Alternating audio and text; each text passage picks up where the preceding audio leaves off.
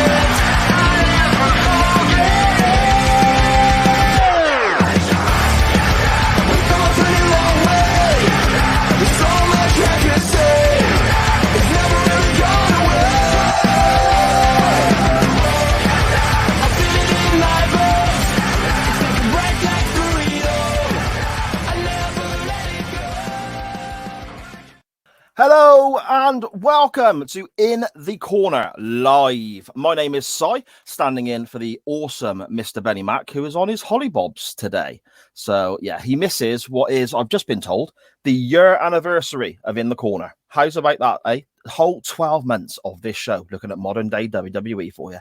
But whereas BenNy is away, his partner in crime is not. Joining me on this show this week, as opposed to joining BenNy like normal, is the always fantastic, always entertaining, God, I'm really looking forward to this conversation, Mr. Tyler Peters. How are you, my friend? Si, it's always a pleasure. We do miss BenNy, but understand why he needed the vacation, and it's great to be able to talk to you about some modern-day WWE. I'm so looking forward to it. I just echo your sentiments. It's always an honor to join you. Oh, thank you very much, my friend. Thank you very much. I will throw this out here straight away. Everyone is fully aware. Modern day WWE is not my forte. Modern day wrestling is not my forte. So I did watch SmackDown. Of course, I watched Money in the Bank. That's what we're talking about today. I did scan through Raw as well. But Tyler and I had a conversation before recording and said that it's probably best if we just look at primarily Money in the Bank today.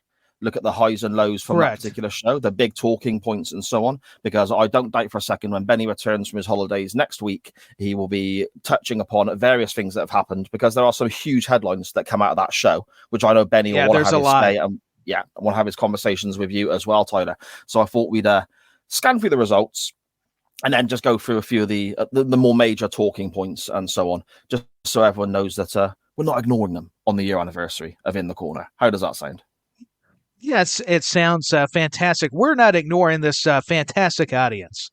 We are not. We are not. And speaking of this, let's dive into the chat before we get started, Tyler, and see who has joined us. Yeah, let's do it. And this is surreal for me, because on a Monday night on Chain Wrestling, I'm normally the other side of the screen. That way. No, you're normally over here. Lord Mags is with you, so people are probably wondering what's going on. But that's the beautiful thing about the SJP World Media Network. So you never know who's going to appear on whose show. Well, there we go. So I'm the wrong side, and this will make everyone laugh, and they're expecting a car wreck. I fully expect. I'm in charge of all the technical side of things. So let's see how we go. If I disappear, it's because I clicked something wrong. Hold the fort. I will be back. But okay. First of all, in the chat is Mr. Dan Griffin there. Evening ITCF, not Ipswich Town affiliated. And Dan also says, it's Wednesday. You know what that means. Indeed, we do. Scottish Danny saying, hey, yo, all. Great to see you joining us there, mate. And Dan saying, looking rough, BenNy, hard paper round. You bastard. Yeah, Dan, come on. Scottish Danny, it's Money in the Bank in the Corner. So does that make it MITBITC? That's far too many initials for me to try and remember. Yeah, it's a lot of initials, but it might could work. Oh, hey, Sharon. And the first lady of the SJP World Media Network, my lovely wife, Sharon, is in the chat as well. Thank you so much, everybody, for joining us. So then, Tyler, Money in the Bank, my friend. Sir. initial thoughts. What did you think of the show overall? And obviously, it's the 5th now as we record, but yesterday was, of course, the 4th of July, a big occasion for yourself. It was a big holiday. Yeah, tell us about your weekend, watching the wrestling and so on. Yeah, I sure will. So I thought the weekend was terrific. I will say WWE, I'm not just saying this to be partial to them. I love all kind of professional wrestling, or all kinds. Let me preference there. I found it to be very entertaining. I felt like the matches were quality. I liked how you had all the storytelling keep evolving. There was more chapters to them, depending on what matchup or even segments backstage, which were very little. It's what I enjoy. It makes it feel different. You don't have so much going on transpiring backstage. And I got to hand it to London, to the UK. I know that you guys are so passionate. You're knowledgeable. You get excited. And I was just so thrilled for that audience over there. And they put us to shame. They put a lot of people, because, I mean, you feel the energy when at an O2 arena, whether it's in Cardiff, Wales. It was just staggering, the response. And it made the show feel even more alive. That's one of the takeaways just right off the bat before we even get into matches. But I felt like the show delivered. It was very well done. Even if there was matches I wasn't looking forward to, I found myself getting immersed at least a little bit. Even if my attention span got off of them, there was at least some moments that brought me back. So, hey, overall, I thought it was a good show. Yeah, I agree. Again, it's my first taste of WWE properly since the last pay-per-view. I try and catch the pay-per-views or premiere live events, or I'm never going to get used to calling it that, by the way. Yeah, I understand. Yeah, that's still... Yeah, I'm so used to pay-per-views. To call them premium live events is an adjustment. I'm with you.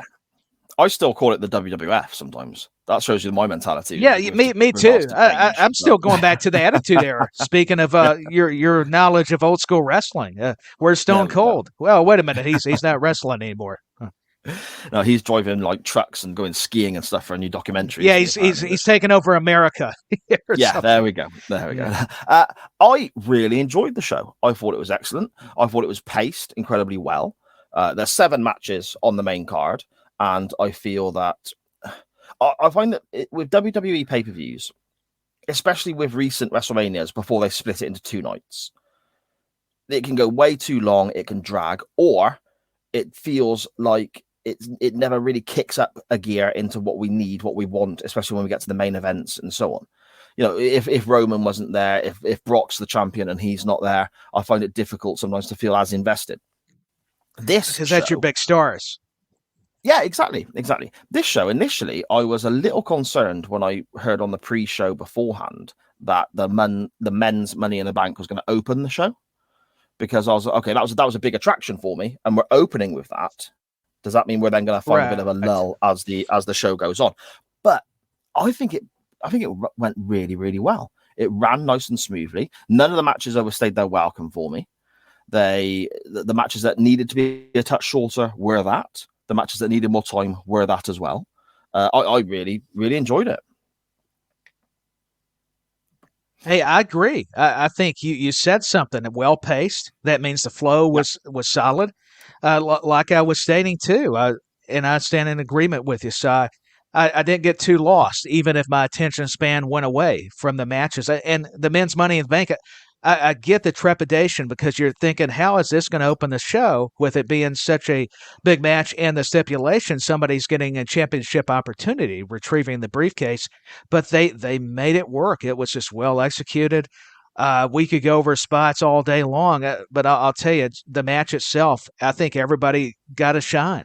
I think it did what it needed to, even if people were disappointed. I mean, what did you think? I'll kind of bounce a question back to you. The overall initial impression of the Money in the Bank match, the men's side that opened up things. Well, before we dive into that, let's just ask you a quick question here. We have Connor. Okay. He says, hello, Cy and Tyler. Have to know what MLS club Tyler supports. This may determine if I continue watching or not. Tyler, Connor is a big, well, to you, it would be soccer, I guess, but, you know, it's the real soccer. Well, Connor, it's always great for you to join us. To be fair, I don't watch soccer enough. No disrespect, so I don't have a favorite team. So please still watch, even if that's a disappointing answer. But to be fair, I'm so immersed in wrestlings so much that even some of the other interests in sports I have right now, I'm not able to fully follow. I mean, like baseball, I'll watch highlights, here and there. But to be fair, I don't have a team that I follow. But Fair enough. I think whoever Connor supports, I'll support him because he's a good There guy. you go. So I'll just take his recommendation. Connor's recruitment fan drive carries on. There you Mr. go. Benny Mac I like that. popping in the chat. Benny Mac. In the corner, 1 year old. Have fun, everyone, and he will see you all next week. WrestleMania in the UK. Yes, please. He is in Cornwall at the moment. We will get to the John Cena segment very soon, I expect. Yeah, we will. Dan Griffin here saying WWE pay-per-view is superior purely for the fact it rhymes. But it doesn't, does it? WWE Does it rhyme? pay-per-view? No, I think he means WWE PLE, maybe.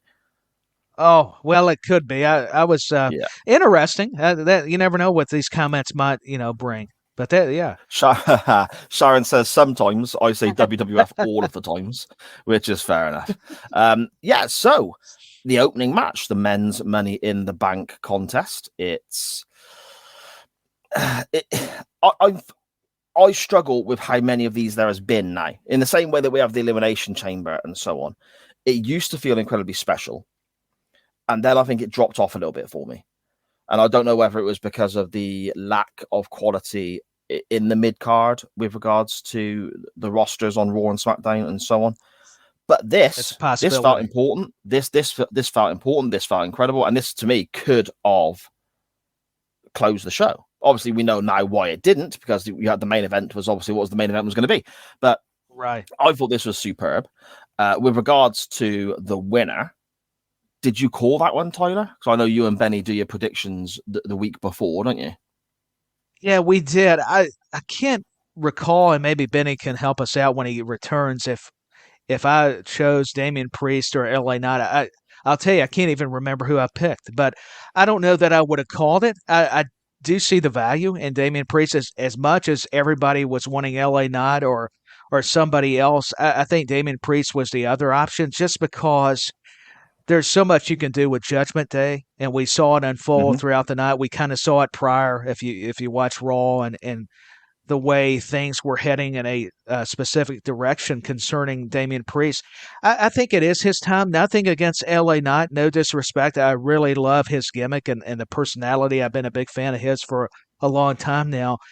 But I don't see it being a necessity that he had to retrieve that briefcase because he's still getting reactions and he's still quality in the ring. So I feel like Damian Priest is just one of those talents that has paid his dues and that has had more longevity, and that's kind of the way I look at it. And what you could do with now what we're seeing with Finn Balor and all the cracks in the armor, so to speak, that they're kind of we see with the bloodline, but now we're kind of seeing it on the side of Judgment Day. So that's kind of I looked at it from a storyline point of view as well as the action.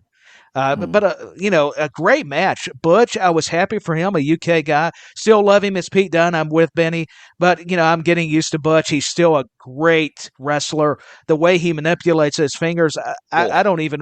It makes me hurt. I mean, I think LA Knight got his. Yeah, I mean, very effective. And Shinsuke Nakamura is always fantastic. And Logan Paul, you can say what you want to. The guy's got talent. He's got ability, Ricochet. I'll tell you, speaking of dangerous spots, when the Spanish Fly happened, I was worried for both those guys. Because like Wade Barrett said, somebody's neck could have got seriously broken. Yes, I don't definitely. think that clicked. Yeah, so I want to know what you thought about that spot, because now that we're talking about this match, I mean, off air, we were just referencing, are these risks worth it? I know it's for our entertainment, but with that Logan Paul Ricochet spot, I know everybody's been talking about the Sting one with AEW, but that was another spot that had me cringing a little bit for both those guys. Yeah, it didn't look very good, did it? But and with regards to Logan Paul, first of all, the reactions that he got in London, I thought was superb. This guy is not liked, they were. And he knows it, and he plays up to it. He's just a natural heel, isn't he? There's something incredibly unlikable about him.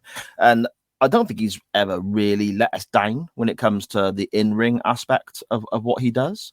It's a pleasant surprise every time I watch the guy work. The spot itself, it strikes me as almost AEW-esque It's so over the top and ridiculous and almost unnecessary. But the fact that with WWE, you don't see that in every other contest, it would have made it really stand out. And it still did. It still looked spectacular. But the biggest takeaway from it was more a case of, Struth, I hope nobody's hurt, as opposed to, that was spectacular, if that makes sense. No, it makes perfect sense, and I think Dan Griffin said it was great, and it did. I concur. It did look fantastic. You just worry about the concern of injuries. Is it sometimes the risk worth the reward? As the old cliche kind of tells. But hey, taking nothing away, I love the story they're telling between Ricochet and Logan Paul, and I like the sparring and the promo segments, whether it was SmackDown or the Raw before between LA Knight and Logan Paul. I thought it was fantastic. I like how they're presenting Butch more like Pete Dunne. He's attacking people. He don't need to talk. His actions speak louder than words. I think that's a perfect way to present him. And I was thrilled to see how effective, because most of these Money in the Bank matches, I don't know if you agree, kind of, it's easy to lose your attention. It's like a Royal Rumble match. They're exciting, but there's so much going on. But I think the way not only they pace it, but some of the segments of the matches, the execution of them, that's what helped me. It was like, well, this ain't too much. There was enough guys getting their licks in, or maybe selling, or needing to use the ladder because it's essentially a prop anyways. And it's a good way to direct the traffic without it being too much. And I hope that's a sensible statement, but that's kind of another way I looked at it. Yeah, no, totally. I liked, you mentioned Pete Dunne, Butch. I love the use of the cricket bat as well. It's the Ashes. Yes. I'm not a cricket fan, but the Ashes are on at the moment as well. So that was great, him bringing the cricket bat out and so on. The finish then, because obviously, if it wasn't to be Pete Dunne, the majority of the English fans and the majority of fans in general, I would assume, wanted LA Knight. That was the guy that was most favorably looked upon, I guess, with regards to viewers of WWE. I almost felt like they gave us a false finish in a ladder match, which we don't really tend to see. Normally, something big happens and it allows a guy to go up the ladder and get the briefcase. Here, it felt like LA Knight had it in the bag, and everyone was cheering, and he cleared people out, and then somebody else would get in the ring, he cleared them out, and he was doing the wrestler ladder climb. The standard one is incredibly slow and lethargic, isn't it? And buying time, and you wouldn't want them hanging wallpaper. Yeah, you wouldn't want them hanging wallpaper for you or anything like that, would you? Let's be honest, they take ages. No, but as they're getting to the top, and then somebody interrupts them when they're about to win. They find the way to just have a little bit of zip of extra pace to it. LA Knight had that. He climbed the ladder as though he was going up to the top to win. But then we had Damian Priest, and it was like a complete. It was like a 2 3/4, and the shoulder comes up when you're expecting the 3 count. I thought it was really cleverly put together, Tyler.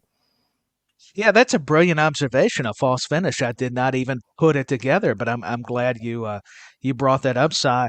But it's true. It was a little quicker, because normally they are very slow going up the ladder, but there was a lot more urgency, I guess would be the word, in which there should have been, and it looked like LA Knight was going to get that opportunity by retrieving the briefcase. Even Wade Barrett, who's been, I think, friends with him, was so excited with the crowd. It made you actually believe there for a while that he was going to be the guy, until Damian Priest, I think, hit that broken arrow. It looks kind of like a choke slam, but I guess they call it the broken arrow off the ladder. So, and it spoiled the moment to where Damian Priest. And I like how he said, I'm not just Mr. Money in the Bank, I guess due to his Puerto Rican heritage. He's Senor Money in the Bank. There we go. So Damian Priest, I do respect him. He's got an aura about him. I mean, as much as I like LA Knight, and I've got nothing but admiration for all the competitors involved, Damian Priest, I think they're looking to push him very heavily. And I think it's apparent by him being the winner. He looks like a WWE guy, doesn't he? I'm not saying LA Knight doesn't or anything like that. Yeah, but he looks like a WWE guy. He looks like somebody they could easily. I mean, he looks good. He can talk. He's decent enough in the ring. Like you said, Tyler, he's got the size. I think he'd be very easy to merchandise as well. I think he's the sort of guy that. Oh, absolutely. X amount of years ago, Vince McMahon would have pushed to the moon. So he's very much a WWE sort of cookie cutter kind of guy in a way, isn't he? Yeah, because Vince likes people who can talk. He also likes size. I mean, not Of that course, he's not went with people that are smaller, but we all know the MO. That's why it was difficult for when Jericho got there, for like Dean Malenko, some of those guys, because even though they were great wrestlers, unfortunately, they didn't have the height, they didn't have the weight. And a lot of times, luckily they came in at a later period because remember when Vince was going for the bodybuilders, I mean, Ultimate Warrior, I mean, you had to kind of look pleasing and have the yeah, physiques, even if you didn't have a lot of technical ability. No knock against Warrior, but let's face it, he wasn't going to be scientific in the ring. It's just that's the definitely way not. it is.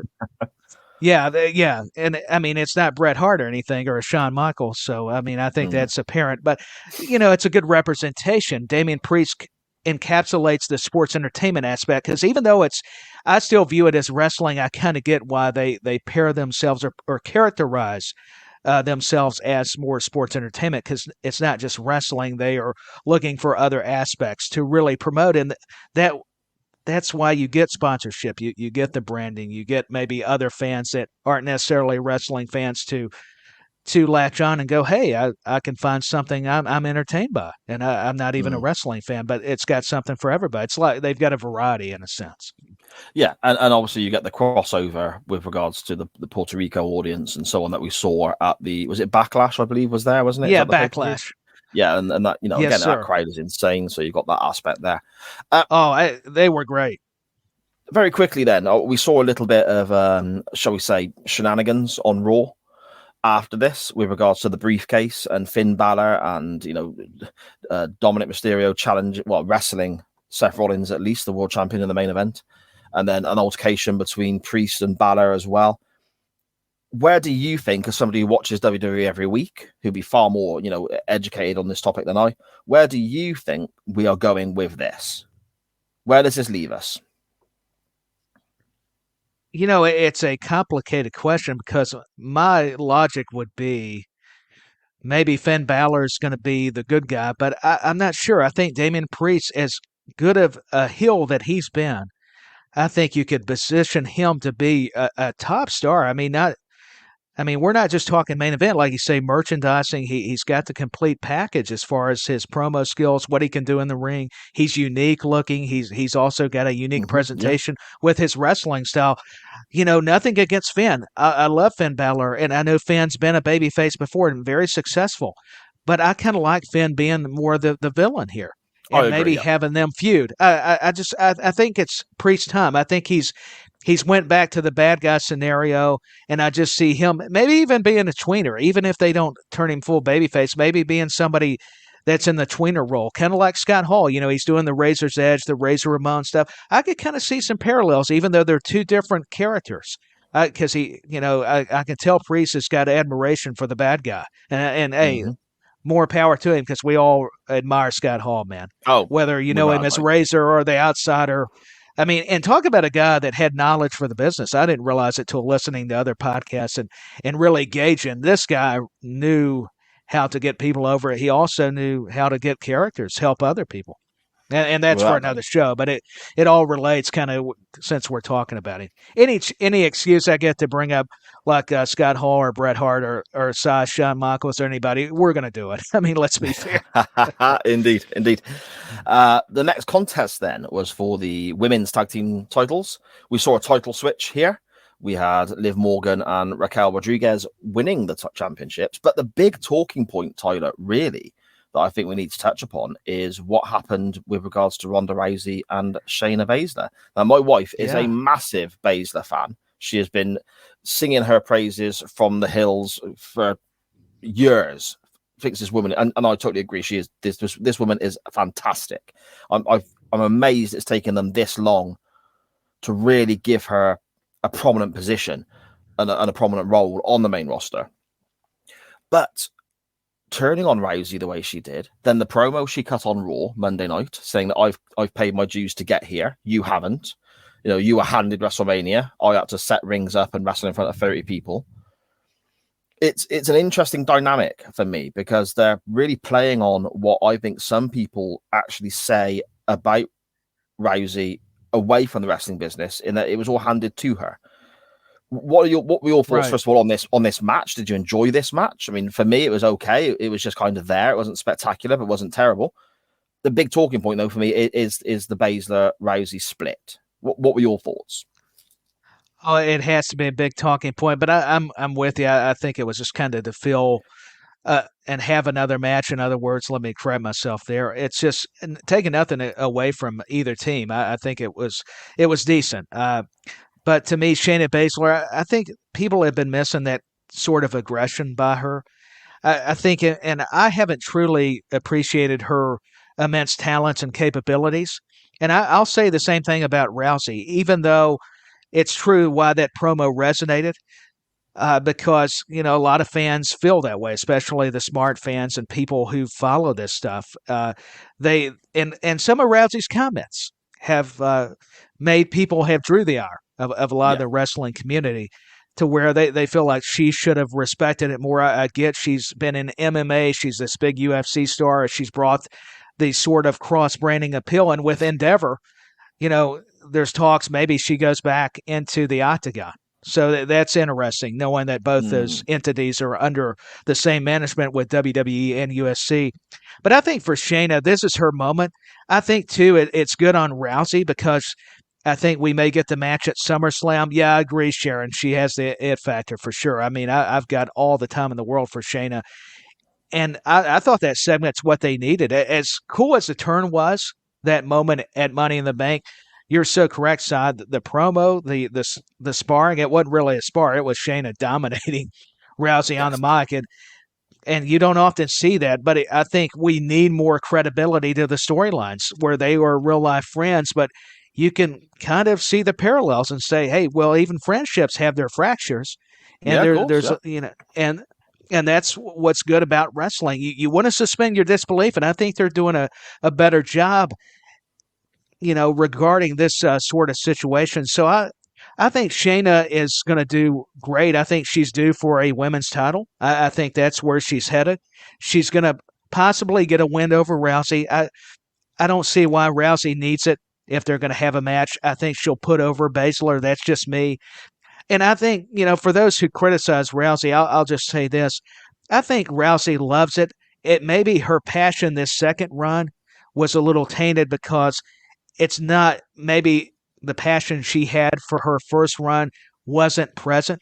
I'm starting to wonder. I'm not saying that's true. Okay. I don't want to speculate, but that's always kind of an interesting perspective. I've kind of tried to take myself back and see where she's coming from, maybe how the creative wanted to play into this. And so there's a lot of ways you can go about it. It's so complex, but I enjoy it because it's really got me thinking, like yourself, where can they go with this?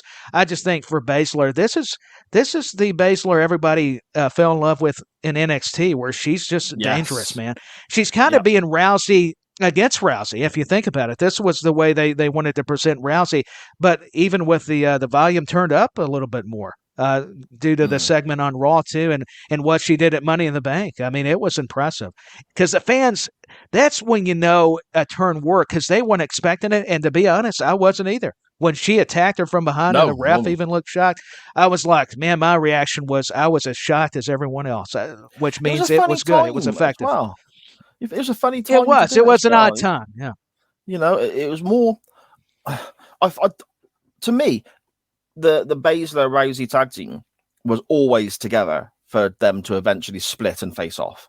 That's the way I always felt about that tag team. I imagined them to hold on to the belts for quite a while, maybe look quite dominant, and then the split would happen and we get a series of matches between the two. Apparently, Rousey has said that she's leaving sooner rather than later. So that is why they've kind of hurried the angle up rather than letting them have this long-running dominant tag run. But the timing of it, that kind of explains the timing of it with regards to, day, week, month, whatever. But the timing in the match was very surreal. Now, I know Rousey made a blind tag to Shayna, and that caused Shayna to lose her shit, but then cost them both the title. It just seemed to really... I mean, I'm not complaining. The psychology was reversed a little bit. Yeah, it was very strange, yeah. But I mean, I'm all about seeing Shayna Baszler. I mean, again, Dan Griffin... Oh, me as well. In the chat here. Dan says, I think we're going to see Rousey and Baszler Rousey put Baszler over at SummerSlam on her way out the door. Yeah, I agree. I agree. And then, Tyler, you mentioned there about Baszler going on and having a good singles title run. Just think about that. Baszler, Rhea Ripley, take my money. Oh, man. Oh, my gosh. Yeah, especially after that match. And I know we're talking Money in the Bank, but if you guys didn't get a chance to watch Raw, as much as I like, Lesnar coming back and I'm happy Drew's back and Gunther, that's going to be another, just take my money, be an awesome matchup. But to have Rhea Ripley take on Baszler, but man, Natalya, I think Natalya's kind of been held back a little bit because we saw that Ripley and Natalya brought the best out of each other. And I think that was a tease in the first place. That's why all these squash matches to build up Natalya to be even more opposing to Rhea Ripley. And man, they were hitting harder. It was a stiffer match. I think Rhea Ripley posted on social media she lost a piercing out of her mouth. It was that hard hitting. It was impressive. I mean, and Natalya can hold her own. I don't care if she seems at a disadvantage with somebody as impressive as Ripley.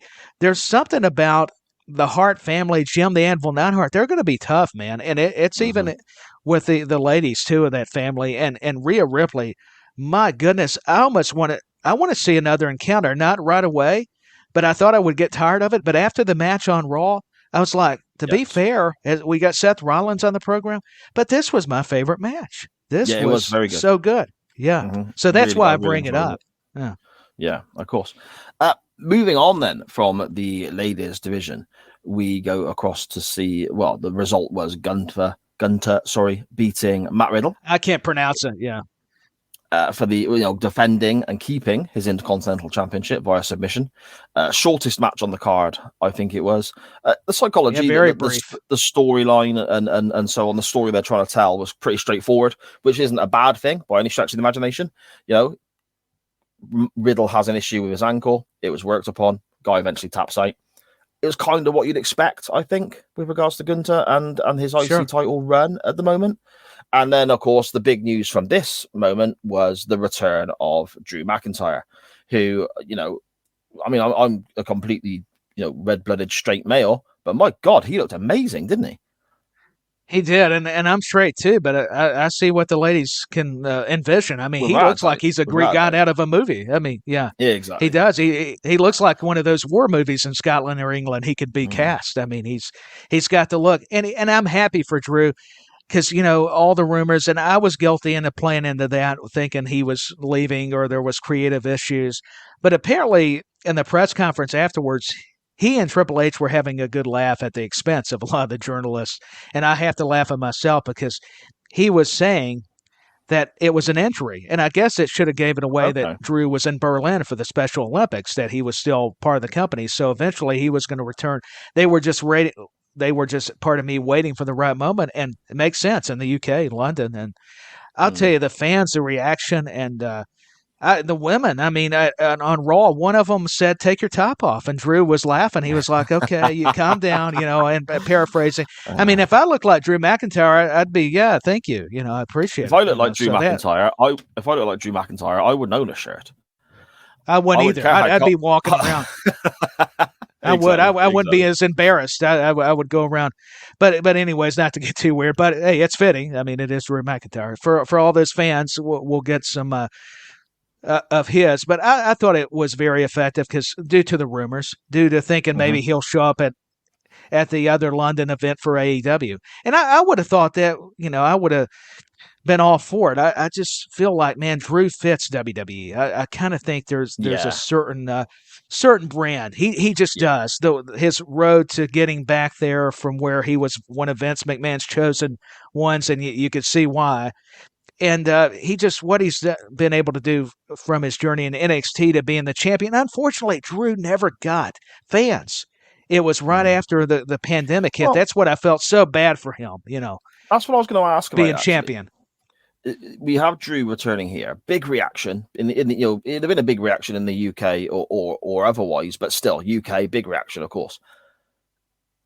Nose to nose with Gunther, IC Championship, that kind of division, that kind of level is now the experiment of Drew McIntyre as a main eventer passed us by. Are we done with that idea, Or is this something maybe we can revisit? Now we've got 2 world titles as opposed to just Reigns holding the championship. Because, I mean, Drew, you say that about never being able to have the fans and so on.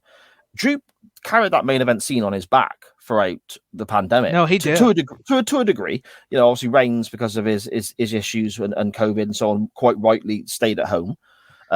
Brock hasn't got to work regardless, dropped the belt to McIntyre and so on. But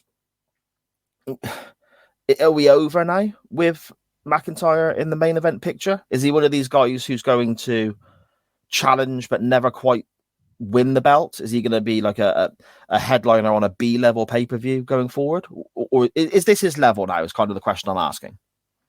No, I don't think so at all. I think that I like how you put it. It's to revisit. Like you said, now with these multiple titles, you've got the opportunity to make it work. And Drew McIntyre, taking nothing away from Gunther, the Intercontinental title picture, like we said, that's going to be a fantastic affair in the side of the ring. I just feel like Drew McIntyre's got a lot more time left to be a main eventer, to be a champion, to challenge, to be chasing a title. What's Dan saying? McIntyre to beat Gunther? Sheamus to beat McIntyre? Hey, that'll work. Yeah, Grand Slam. That's an interesting concept. I'd be for it. I see Drew continuing to be a top star and a top pitcher. And hey, the Intercontinental title, I'm glad they're giving it the respect back that it deserves. And that's why I think it's not a bad idea. Gunther eventually, to me, is going to be a world champion, but they added prestige when they put the Intercontinental title on the Gunther, taking nothing away from Lashley and other people that I think had it before. It's just he's somebody new. He's somebody that's the in-ring general, that he respects the mat.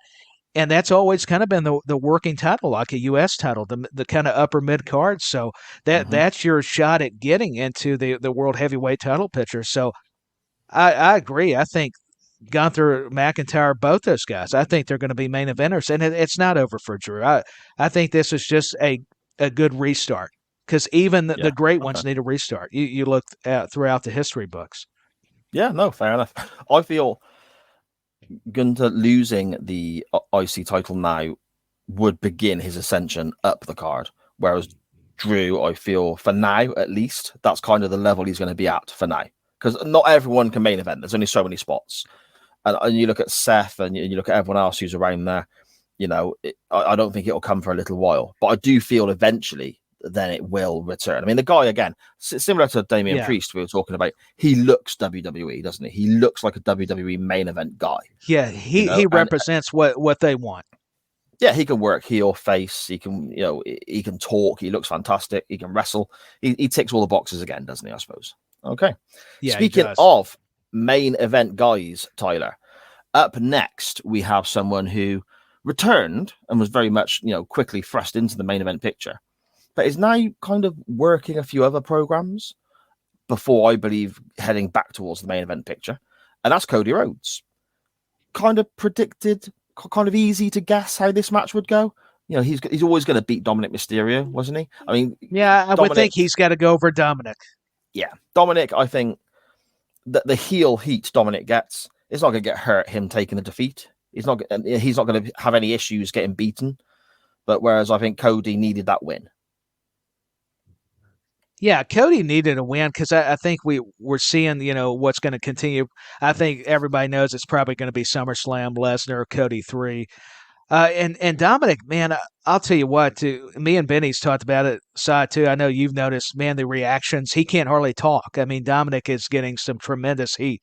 I think the alignment with Rhea Ripley being mommy and Dominic being kind of like Eddie and all the comparisons has worked in their favor, because it's just kind of updated, and Dominic's getting better and better in the ring, and it's because he's able to work with some of these stellar opponents like Cody Rhodes, like Seth Rollins the following night, and previously like his dad at WrestleMania, and an Edge, to be in there with Edge and Beth Phoenix. It's Hall of Famers, so it's only helping him, and even with the new talent that are becoming stars like Damian Priest and Finn Balor, he's learning from them. So I think it's good that he's separated from his dad, and he's learning how to get over not just over as a babyface. You got to get over as the heel too, and that's working because people are chanting some worse terms at him, which is good because you want it. That's the whole purpose of being the hated heel, and Dominic is doing wonders. He's so impressive, and he keeps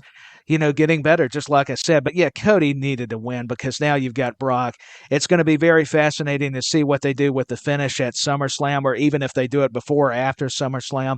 And if there's going to be a stipulation, you would think maybe they're going to put another stipulation on it.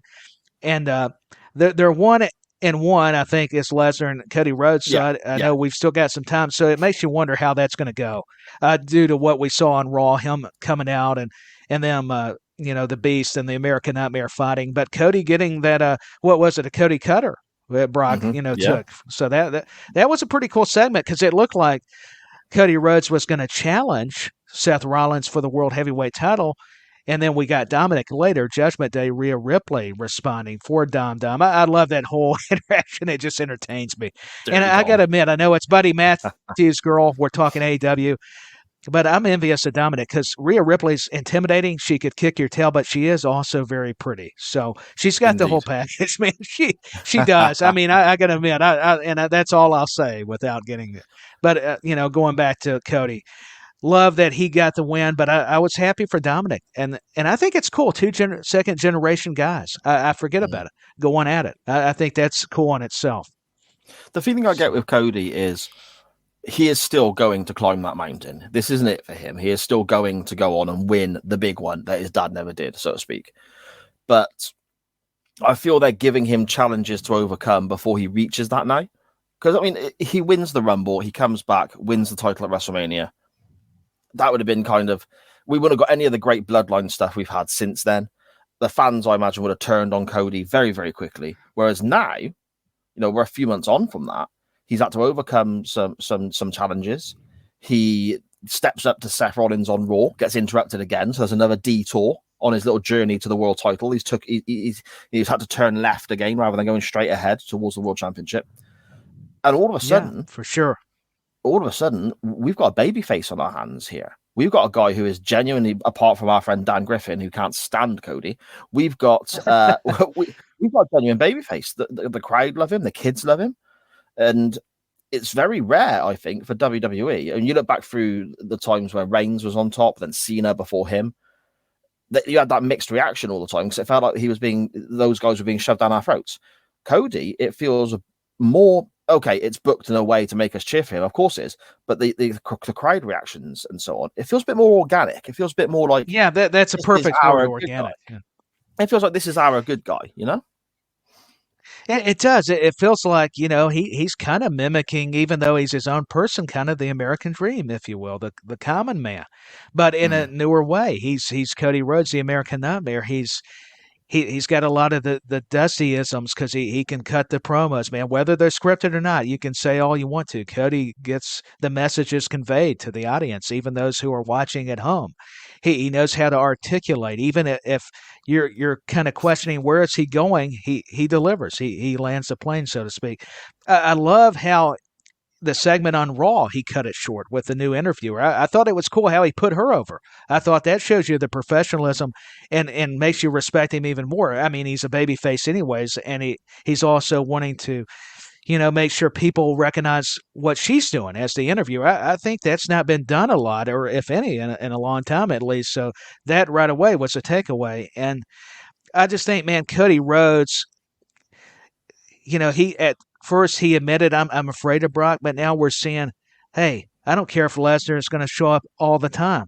We'll fight. So it's already turning into he's going to be ready. He's going to be more prepared. He's going to be a fighter. And like you say, he's signing kids' belts. You're seeing him do that before he goes to the entranceway to exit. And I mean, he's personifying, like you said, that hero, that babyface. And it does take good booking, but like you said, Si, it's got to come naturally from the people, and that's how you can tell it's working.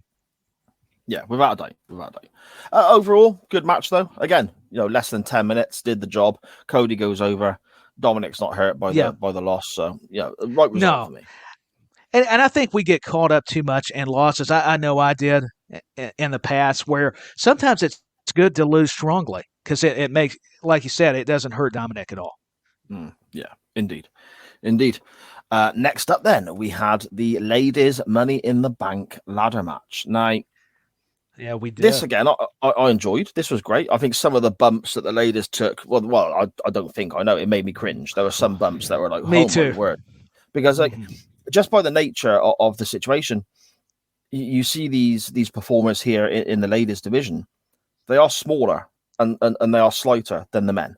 So when they're hitting these ladders, when they're hitting these tables, it's almost it comes across much worse at times than when the men do it. Because the men almost seem like they're able to absorb the hit more, maybe.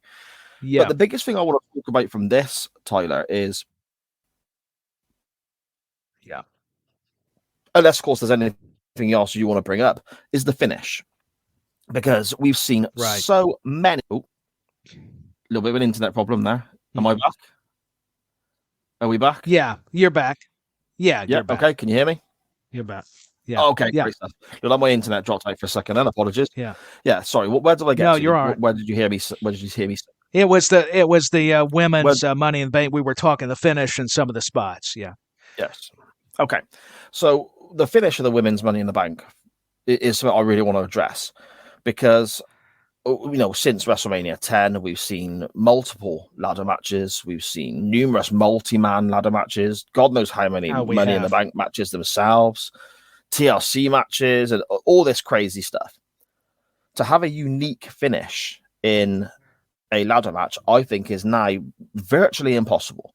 Nothing in wrestling is original anyway. It's always taken from something else somewhere along the line. It's always borrowed. Yeah. Yes, of course. But this finish, I thought, was pretty unique. It's not something we've seen, as far as I can think, Tyler.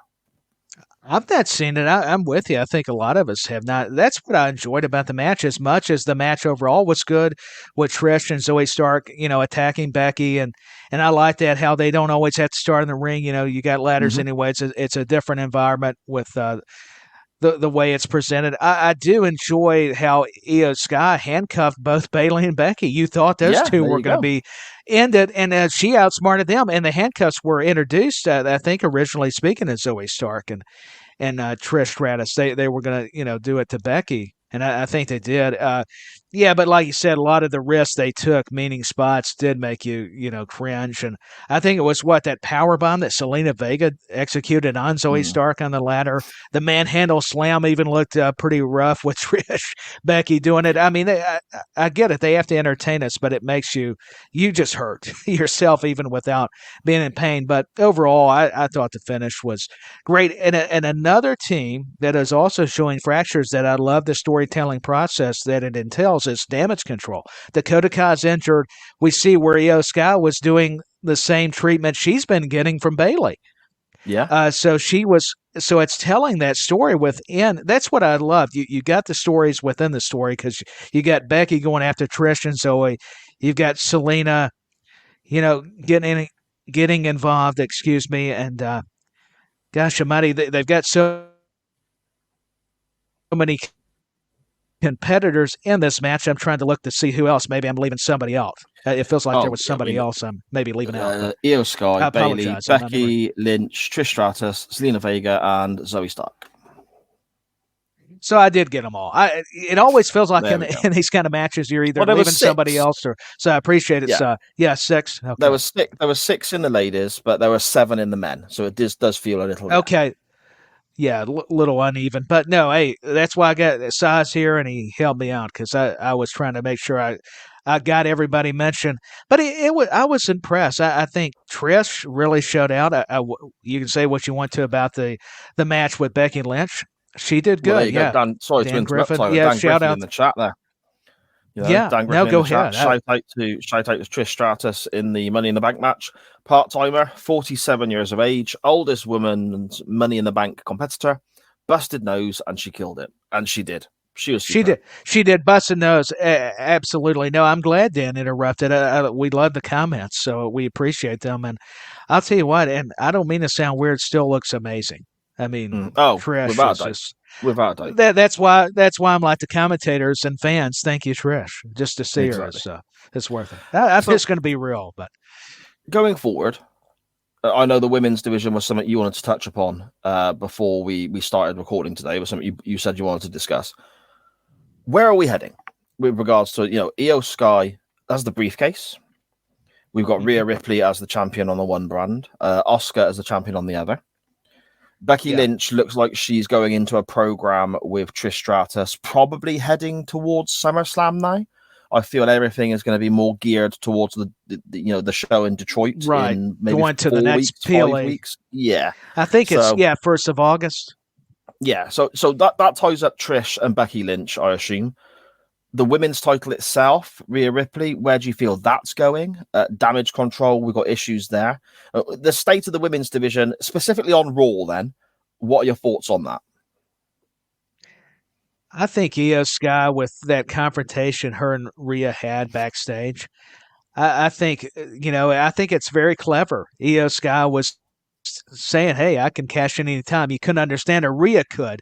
But it was, speaking Japanese, meaning no disrespect, but it adds an allure to it, mystique, because you don't necessarily know what. So I'm kind of understanding that a little better. And I think with Io, it's probably going to come down to Io and Rhea. Becky Lynch also confronted her, I think, the previous week on Raw. So I'm like you're saying, Si, there's so much going on right now transpiring. It's kind of hard to pinpoint. I think we'll definitely maybe get Bayley and Io Sky at one point, or Bayley. One of them's going to cost the other again. They're going to probably continue this. Also, you got Shotzi. They cut her hair, so she's still a part of it. Even people not in the title picture. And then Bianca Belair has got involved with Charlotte and Asuka. So I think we're going to get some kind of triple threat, it looks like. Because I would find it hard pressed, or if you have Bianca versus Asuka or Charlotte, maybe Asuka or the other interfere somehow.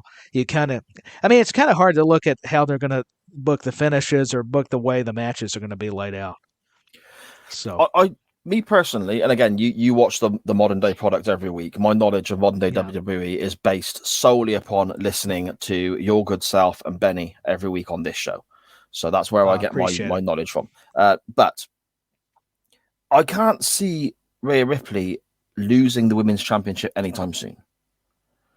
Yeah. So I think that's locked in on her for quite a while because she's doing such a great job. I can't see Io Sky holding onto the briefcase for 240 odd days like Carmella did or whatever, having a really long run holding the briefcase. So do we get a scenario where Io Sky tries to cash in on Ripley and Bayley screws it up for her?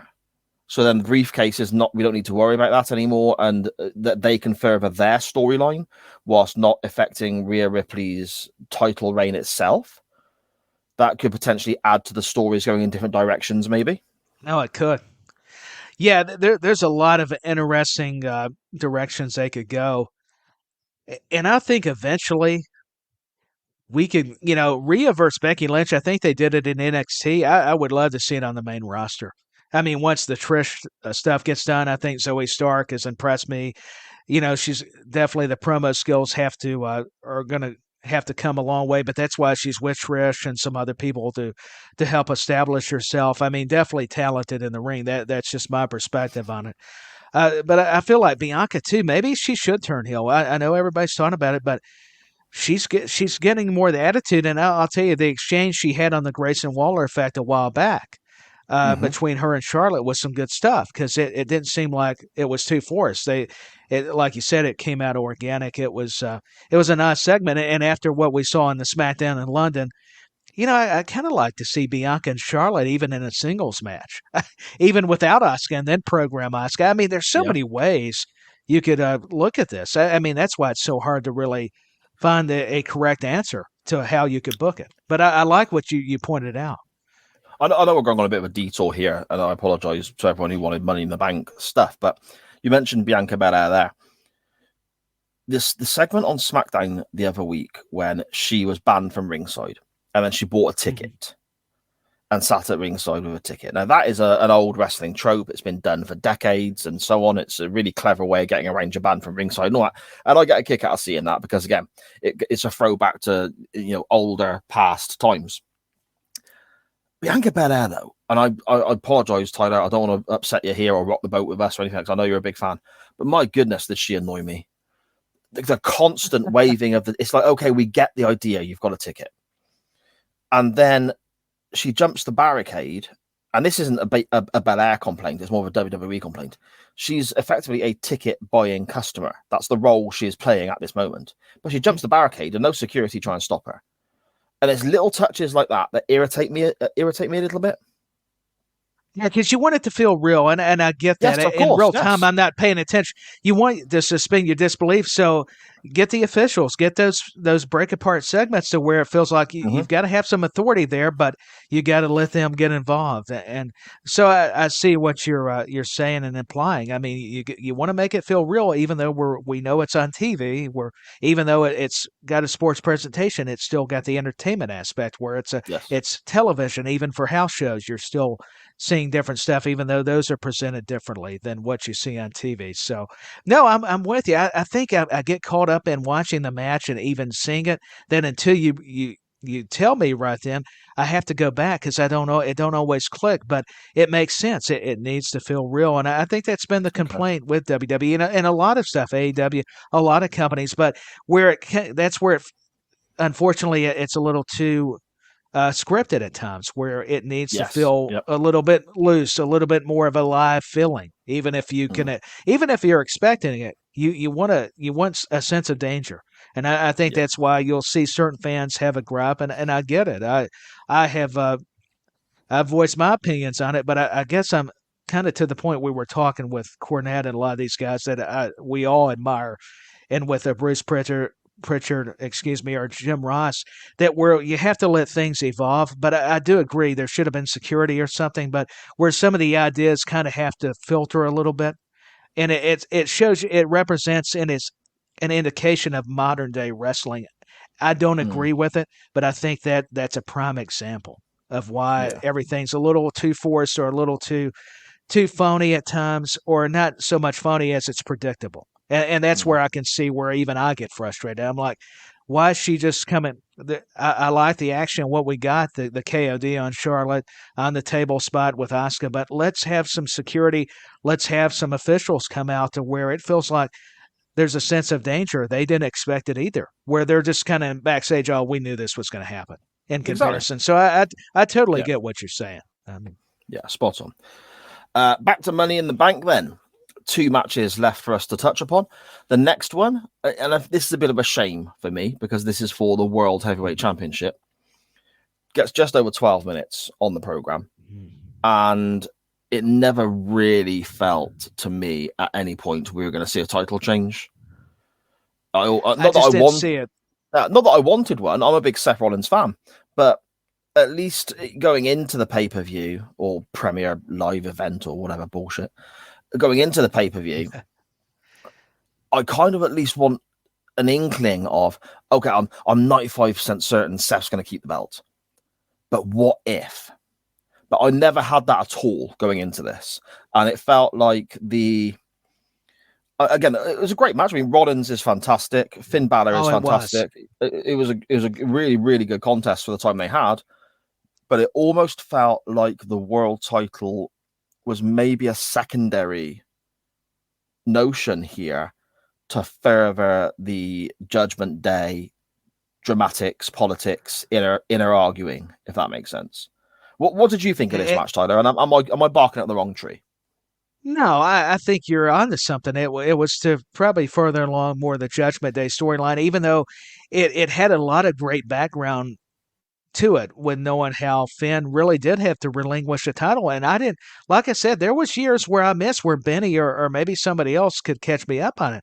I didn't realize that Seth did actually laugh at him when he came out. That's back when Seth was kind of being more the heel, and I guess Finn was more your face here. So it brought some intriguing dynamics to the dichotomy of the psychology and everything, the story going into the matchup, which I think is all vital.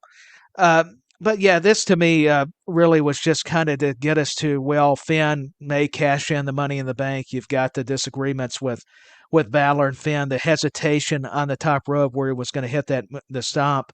But Seth Rollins, him and Finn, to see them have a match, it was a shame because that's what I've heard, a reoccurring theme that it was cut short. That's why possibly. And you had the main event that they should have gave them at least a little more time where it felt like they didn't because of the Judgment Day scenario. And, Seth, it's so intriguing what they're going to do with both these guys because it looks like we're not finished, if you watch Raw, not just with Judgment Day, what their problems, but also Seth and Finn and Damian. So, well, that's another thing. Sorry, Tyler. Sorry to interrupt. No, go ahead. Yeah. That was something else I was going to ask about because obviously, again, you watch the Modern Product every week. I mean, again, first of all, apologies if anyone heard any background noise then. Next door's cat. The cat doesn't even live here. It's next door's cat. Likes to sleep on the bed behind me. Doesn't even live here. And he's now decided halfway through our show to jump down, crash into a load of stuff, and leave. So that was lovely of him. So if you heard any background noises, I apologise for that. He was inspired by Money in the Bank. Just say that he was doing one of those spots. There you go. But I'm a big. Whenever I talk modern day wrestling with anyone, be it AEW or whatever, or even going back and talking more the nostalgia based with Nitro Nights and so on with Scottish Danny. The big question I always ask when people ask me, what do you think about this? What do you think about that? The big thing in my mind is, where do we go next? Because you can have a great moment in professional wrestling, which is fantastic and gets replayed over and over and over again, as Cody beating Roman Reigns at WrestleMania could have been. It would have been a great moment, but where do we go next? That's the big thing that we have from that. Now, with regards to Seth Rollins, where do we go next? Because it looks like Cody and Lesnar are tied up now going into SummerSlam. So does that leave Seth as, I don't want to say a spare part, but the story almost seems to me, with the little of the Modern Product I've seen in this last week, is Damian Priest, Finn Balor, the briefcase, Judgment Day inner arguments. That almost makes me feel like our World Heavyweight Champion is a spare part in this story, or a background character, so to speak, in this story. So my argument here is, or my question, I suppose, is after Money in the Bank and after what happened on Raw with regards to Lesnar, Cody, and then the Judgment Day stuff with Rollins, where's Rollins going next? Because where does he drop in the card? It must be more Judgment Day stuff. But that's what I'm thinking. World champion. Surely as the world champion, he should be more of a focal point of the story. What do you think, Tyler? He should, but I'm with you. I think he's a background run now to what Judgment Day is doing because I don't think that's over. I do, I wish I could foresee who his opponent is going to be next after all this. Well, Seth and Finn at SummerSlam again. I could see it, or Priest in a triple threat. Also, a likely scenario with the briefcase. So yeah, Dan Griffin with another astute observations. This is another one that it's complex. It's very intricate because with ways you could go about it. But I do feel like it's more the basis. Unfortunately, Seth's getting kind of lost in the shuffle a little bit because of the Judgment Day. What's going on here? But yet he's still a big part. I mean, I don't mean that disrespectful even. I see what you're kind of laying out, and that's what makes it hard to answer. I don't mean to be disappointing on the podcast. It is really tough because I have to process these things. Because when somebody asks me some of these kind of long story or even short term story booking ideas, I have to really dissect it like anybody else and see, well, where could we get Seth? Maybe what can we do with Finn and Damian? But how are people not going to get tired of it? Because that's another risk you're going to run into. How long can you play this out? Because with no offense to Judgment Day, it's not like the Bloodline. It's not. You're not going to have enough, and that's where you may run into the problem.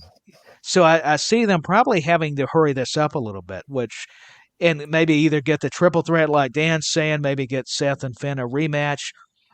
Or, like you said, if Cody wasn't tied up with Lesnar, that'd be the next logical, I would think, on Raw as far as upper mid-card, main event level people. So that's a tough one because I'm trying to think of the roster and think of who's on Raw and who could maybe compete against who would be a viable contender for Seth Rollins because Drew McIntyre's wrapped up in Gunther. He could be Yes. another guy, him or Gunther, but right now they're in a program.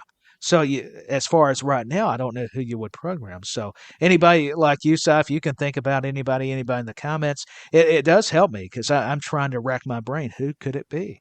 Maybe I'm just forgetting somebody at the moment, which it's pretty normal if you know me.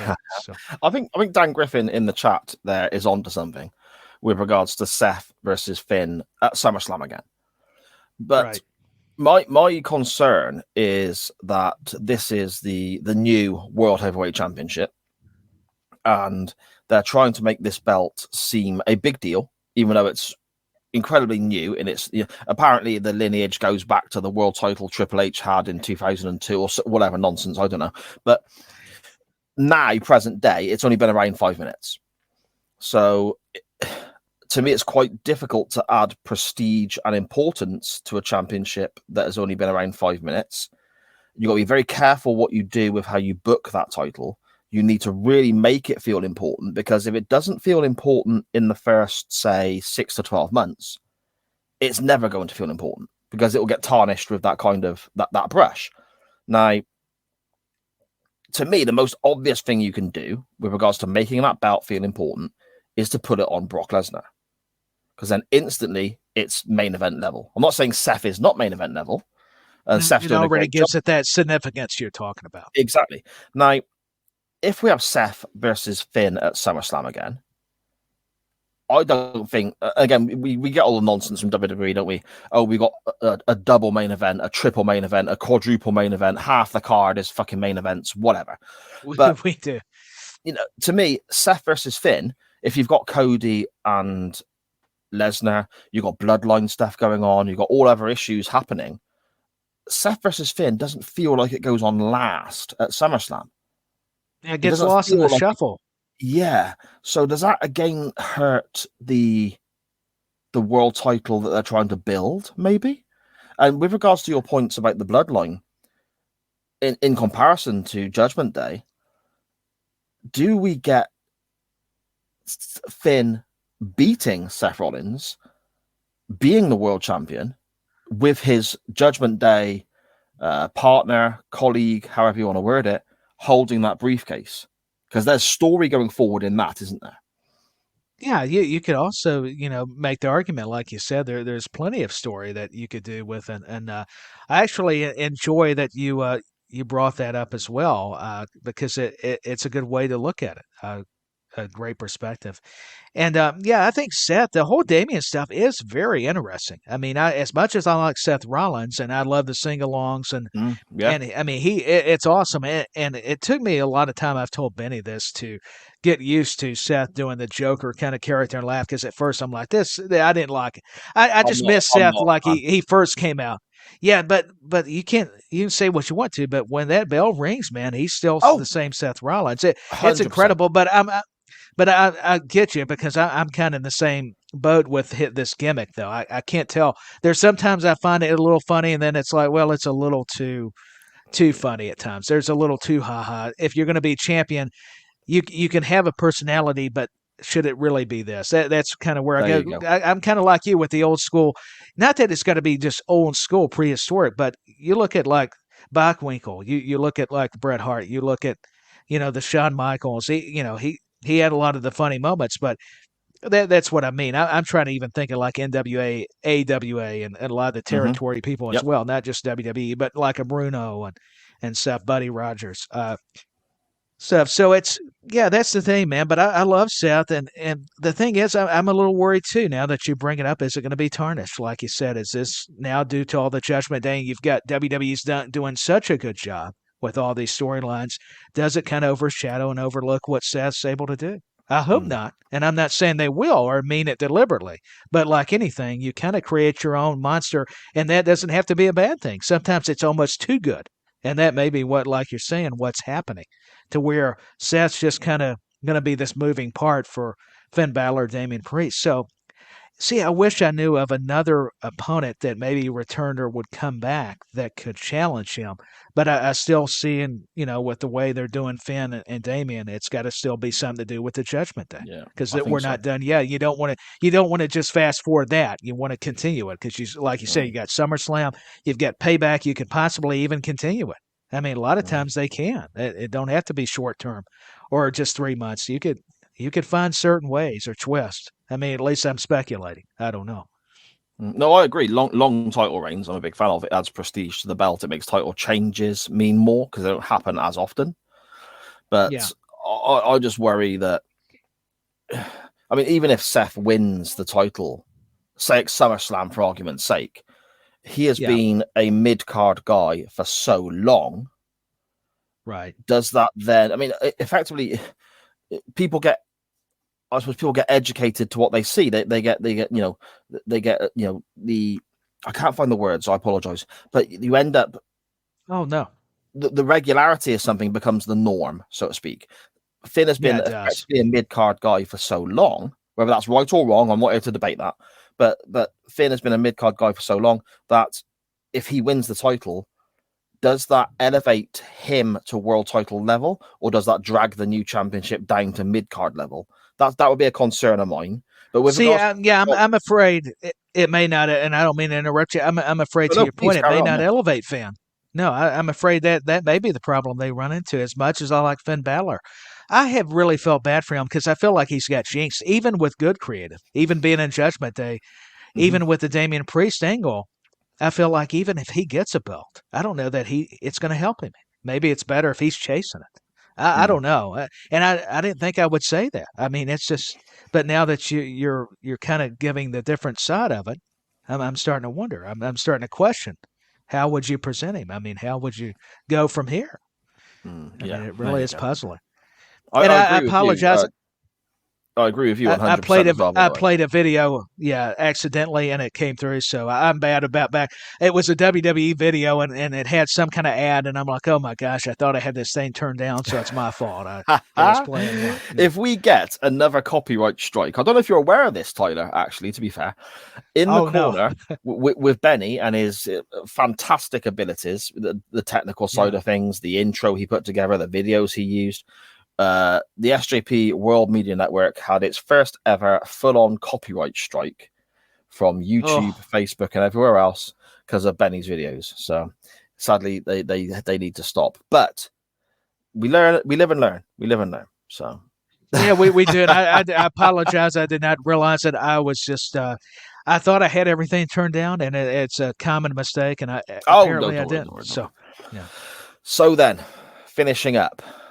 The main event of the evening, Tyler, and quite possibly, I don't want to say the best because I don't think it is, but in the conversation for one of the best wrestling storylines of all time. Am I okay to say that? Is that too big a? I think you're safe to say it. I mean, whether you're a wrestling fan or not, people know who Roman Reigns, or at least have heard of this bloodline scenario playing out on TV and wherever. I mean, it's mainstream media type material. So I think it definitely deserves to be mentioned in the conversation. I think you're safe to say it is.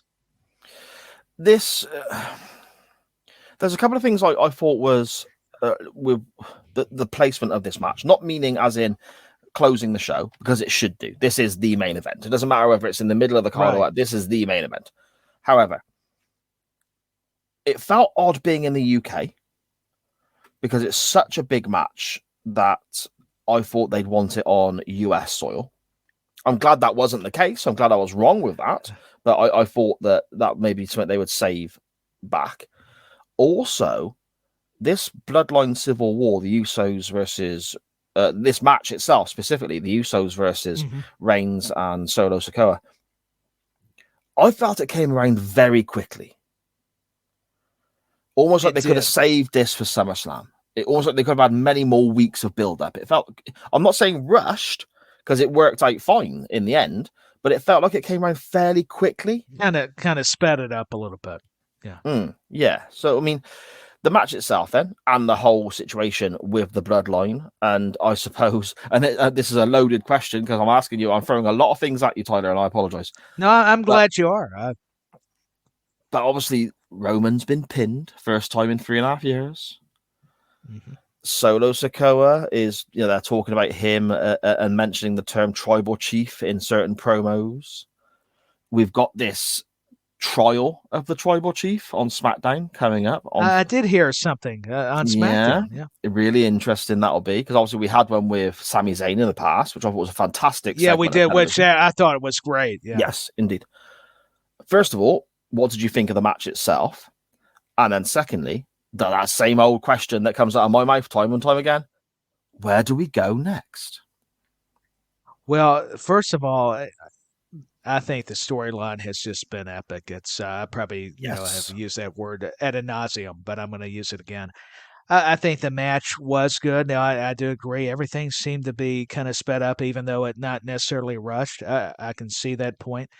The match really, too, saw something I had to read on because I didn't catch it. It's funny, the stuff you don't pick up on when you're actually watching the matches, is that Roman Reigns actually low-blowed Jey Uso back at a Clash Champions 2020. Well, he did the same finish or same kick out, not necessarily the finish, pardon me, to Roman Reigns this match. So it's the little intricate details that I forget that I found so fascinating.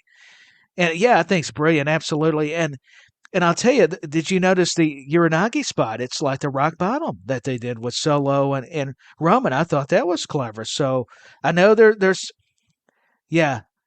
The rock, you're muted. Yeah, muted. My bad. I was going to tell you. Unprofessional am I? No, I still was able to see brilliant, but then I caught on. I was like, oh no, I didn't realize you were, muted. I thought on purpose, but I was just going to say that spot with the Uranagi, the rock bottom. Even if the Rock doesn't come back right now, who knows? I mean, everybody's saying no, and you don't necessarily need him because you've got enough talent. That's no knock on one of the greats in The Rock, and he's busy doing his thing. But hey, it's still the possibilities there. But to get back to the Usos and Solo and Roman, I loved how Roman's continued what he did at Clash at the Castle. You were there, Si. He's talking the smack. Yep. The fans are saying F him. They can't stand Roman. It's going back to Drew McIntyre and all that. They don't want it. And then you got some fans that acknowledge him. They're big Roman fans. They definitely have the respect as present. I mean, just the reactions. Paul Heyman, the way he does his face at ringside is just brilliant. Gold. I mean, Paul Heyman is just an unsung hero. I've talked about it. I can't help it. I'm a fan of the Wise Man, and it's the teamwork. And considering the Usos were the more experienced team, knowing how many titles they've won, and this was Roman and Solo's second match, at least on Premium Live Event, they did well. I mean, they made it work, and they isolated, one of the Usos, and the Usos would get their comeback. We see a lot of these kind of matches, but it felt special because knowing Roman had been pinned. But I'll just get to it. When Jey pinned Roman, I think the kind of finish. Now, I don't know that we'll get this, but it looks like it may be Jey versus Roman at SummerSlam. Maybe we get that. Or Jimmy versus Roman. Okay. I mean, who knows?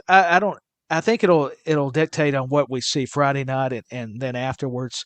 But I think you could do something with that kind of finish. And you brought up Solo being referenced tribal chief. That's fascinating because we've seen Roman cower a little bit to Solo. Yes. And even Solo had to snap him out because where Roman got disheveled and frustrated, Solo looked at him like, come on, there's still a match going on. You got to get focused because Roman's doing a great job letting people dictate his emotions, making you think, at least the illusion, where he's selling his facial expressions, kind of like we talk about Heyman and wrestlers, not just managers or valets. It's all just important to the story process, and as with wrestling. And I just think it's all been just terrific. I know people have kind of been critical because with the Riddle stuff, they weren't particularly fond of him teaming with Owens and Zayn back a while ago. But I think regardless, even if it's not perfect, it's still just been, as far as storytelling, has just been some of their best. I mean, even as much as I'm with you, I like all the the long-term storylines from back in the 90s and 80s, and you could go before all of that. Man, what the Bloodline's doing, it's not just because I'm partial to WWE. I'm not. I mean, AEW's done some good storyline stuff, but it's just the longevity, I think, of their creative and being around for so long and learning from what mistakes and not what to do. I think there's rumors that they're still not sure how to end it. They're still conflicting between themselves creatively on what to do. It's been that good that even on what twist or turn or direction to go fully. So I think the Civil War was good, how they started out on SmackDown, kind of giving us a tease, but not unveiling everything because you want to save that for the main event, and having Kevin Owens and Sami Zayn watching. I like how they didn't get involved. I was afraid they were going to get involved. I liked how they watched because to me, this is a civil war between family. They didn't need Kevin Owens and Sami Zayn to get involved, but I did like how they made an appearance. So I thought that was good. I was a little worried about that. When they showed them, I'm like, okay, as much as I like Sami and KO, please don't get involved. Because we've seen enough interference. Yes. Let these guys just battle it out, and that's what they did. And the referee's got to take a bump. I guess we should know that in a Roman Reigns match. And he's taken a lot of. That's the only thing that kind of gets a little overdone, but I see why, because you're trying to make the illusion like even Michael Cole sells it on commentary. How many times can he be fortunate? I'm paraphrasing, but it's just, so I see why they do it. But I thought the match was it was great to see the Usos get, their respect, their redemption on Roman being manipulative. Him kind of getting narcissistic, playing into that character. You have to have it. And I'm glad to see Jimmy and Jay back together. I think, and now the fans are chanting Uso, but whether they want to boo Roman or not, they still throw up the one hands because let's face it, he's been the guy. So yes. I mean, yes, I know I went long-winded, but it's hard not to with these kind of storylines. Yeah, I mean the biggest thing I can take away from the Bloodline storyline. I mean, the match itself, very, very good, and people listening would have checked it out, no doubt. And if you haven't, go and have a watch of it. It's very good. I'm looking forward to SmackDown on Friday here in the UK, which is a sentence I don't think I've said in about 10 years. So there you go. I'm looking forward to SmackDown on Friday, but I look at the Bloodline story. Now, there's this thing that came out on the network, on the WWE network, and it was the story of the Bloodline. And it was about an hour and a half, maybe an hour and 45 minutes. And all it was clips of everything going way back when, just put together, and just the clips ran together. And it was fascinating watching it all develop bit by bit. And there was no talking heads. It wasn't documentary form. There was nobody explaining what was going on. You were literally just watching the clips of the Bloodline story, going through all the Sami Zayn stuff, all the stuff previously when they faced off in the past, and then the Sami Zayn and all that great stuff, going through all the different twists and turns. And it's interesting you mentioned there about the looks that we get from Roman with regards to Sikoa. The looks that the Usos would give each other. I mean, let's call it what it is. The acting chops of all the guys involved, the facial expressions and so on. And I don't think this is going to get the credit it deserves with regards to a writing aspect, a performance aspect, and just a dramatic aspect. I don't think it will get any credit, the credit it deserves in the mainstream, because it's pro wrestling or sports entertainment, I suppose you might want to call it. But however you want to say it, yeah. I think this.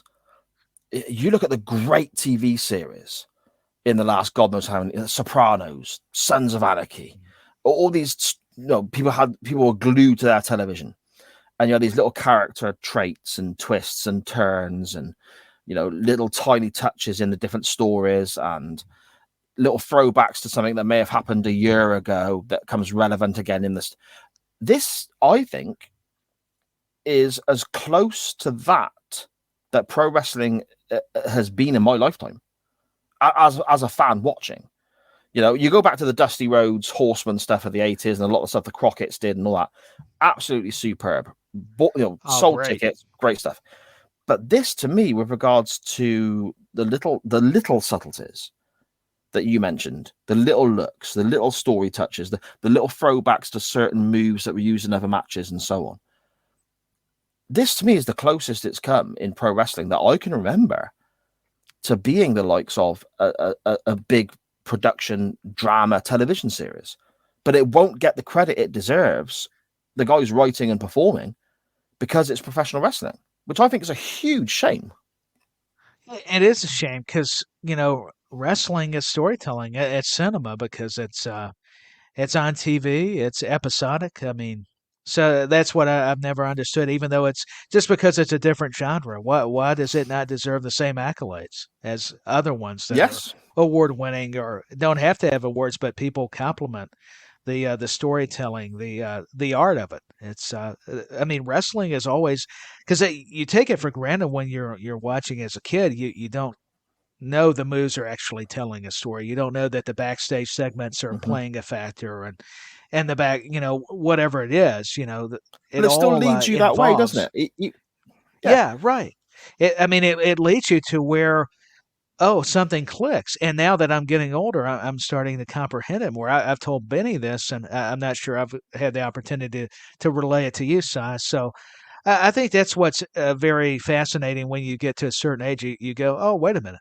I used to watch wrestling for different reasons, but now I get why the story is so fascinating, why it's so important, significant, because that's what draws you. Like any show, like I don't care if it's a documentary or a movie, like you're saying, a TV show or something on the news. You have to something's got to gravitate, something's got to resonate. It's got to draw you in, and that's what I feel like they've done. And maybe I'm being partial because I appreciate good storytelling like you do, and BenNny and so many others. I don't want to speak for you. I need to speak for me, but it's been stellar. I mean, production. That's a good way to say it. And as much as I grew up liking the NWO and DX, or not just so much factions as I did matches that were also story.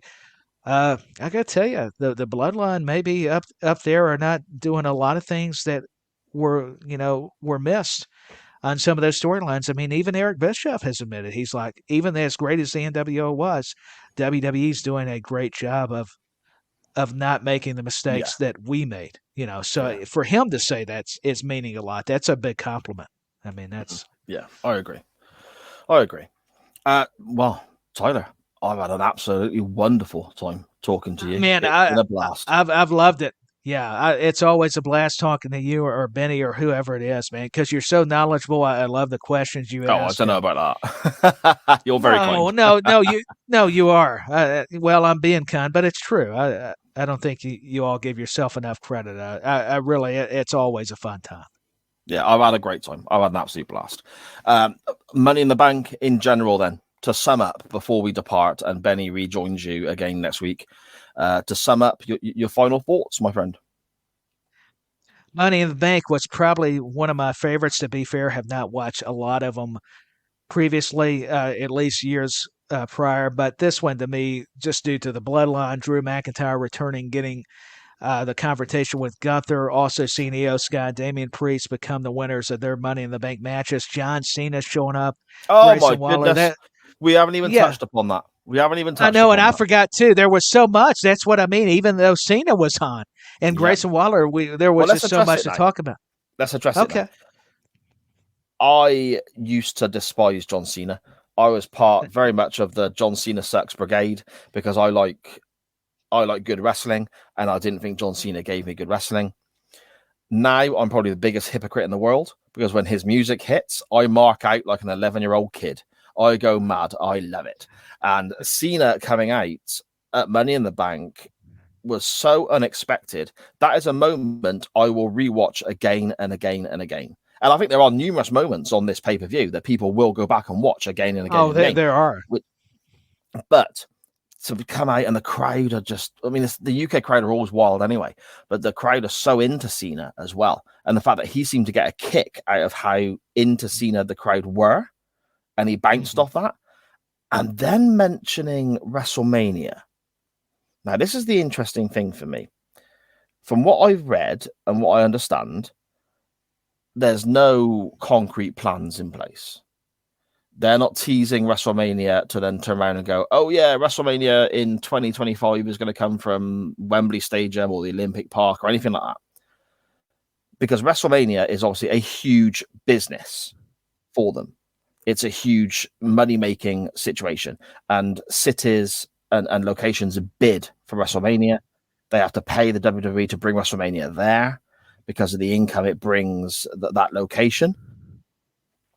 Apparently, they were teasing this to try and see what the response would be in the UK, if anyone would be interested. And we do have MPs or politicians on this side of the pond, Tyler, who are actually talking about WrestleMania online and in interviews and saying it would be great to have it over here. Whether that actually does occur, I don't know. I never for a second in my whole life ever thought WrestleMania would be this side of the water. Ever. I'm still not 100% convinced it will happen. But I'm more open-minded to the idea now than I was before Money in the Bank. Because who knows? Cena, yeah. Mm. Well, what did you think? I think it'll be great. I hope you do get it. I mean, I can see, maybe the trepidation of it not being in London or the UK, but after Clash of the Castle, after the SummerSlam back in '92, everybody references and all the major wrestling events that have happened even outside of WWE. I can tell you the UK deserves to have Dan Griffin with a good comment, but they deserve it. I mean, you all the fans, the people that follow it and are passionate. I mean, that's why you make me passionate. I mean, I want all the countries to be able to experience and get that feel. So I hope, man, that you all do get a WrestleMania. I really do. And Cena and Grayson Waller, talk about getting the rub. I mean, that's what it was for, to help get him over. And who better than to have John Cena? I mean, that was it, huh? Yeah. Yeah, indeed. There we go then. Tyler, before we depart, well, first of all, I want to say thank you so much to everyone who's joined us in the chat. Yeah, thank you. Questions and so on our way. It's been great. I want to thank yourself, Tyler, as well, for joining me this evening here. I appreciate it. This evening for me, afternoon for you, of course, for In the Corner Live. I want to thank BenNy Mac for asking me to step in whilst he's on his holidays and also giving us a year of In the Corner here on SJP World Media. Yes. But before we depart, do you want to let everyone know, Tyler, whereabouts they can find you online and all the fantastic content you're involved in? And I urge everyone to make sure you are following Tyler and you are checking out everything he's involved in. It is 100% worth it, I promise you. Oh, I appreciate the kind words. I'm at Dustin Tyler 86 on Twitter. I currently contribute and do podcasts for WrestleBuddy and .com. That's WrestleBuddy.com. They're also on Twitter and all over social media, YouTube. And hey, check out SJP World Media, who I've got the great opportunity to be a part of. Like shows In the Corner back when with Scottish Danny, and to join Saw, on various shows and all the great content. Josh has got an amazing show with what he's doing on RSH. I always want to give him a shout out. And and really there could be a list. I mean, you've got so many just terrific podcasts that you do and other people. I want to make sure people know about that too, because I appreciate everybody's support though with WrestleBuddy and SJP World Media, because I think they're both tremendous, and I'm just honored to be a part of them. Well, you're very kind and you're very welcome. I'm over the moon that you are a part of SJP World Media. I love everything you do. So having you involved in the network is superb. Anything I'm involved in, you can find via the network that Tyler just mentioned, SJP World Media. That's at SJP World Media on Facebook and Twitter, and search for it on all your podcast players, platforms, and providers. Subscribe to the YouTube channel so you never miss a live show. We have Chain Wrestling live on a Monday night. In the Corner, of course, live on a Wednesday. BenNy Mac himself doing a gaming show for us on a Sunday. Football coverage coming very, very soon when the new season starts in August. Plus all the podcasts you get as well. Looking at various TV shows from Doctor Who to Quantum Leap to Murder in Mind to nostalgia-based wrestling content with Nitro Nights, looking at WCW back in the day, and all sorts of other stuff. Loads of stuff going on with SJP World Media. But also you can follow this show at In the Corner WWE. At In the Corner WWE. Tyler, I have had a blast. Thank you so much for joining me, my friend. Oh, hey, it's always a good time. Thank you. You're very welcome. And to everyone else, as always, thank you for listening. To see succeed, to see if I believe. They're looking up to me. They want the best of me now, best of me now, best of me now, best of me. They want the best of me now, best of me now, best of me now, best of me.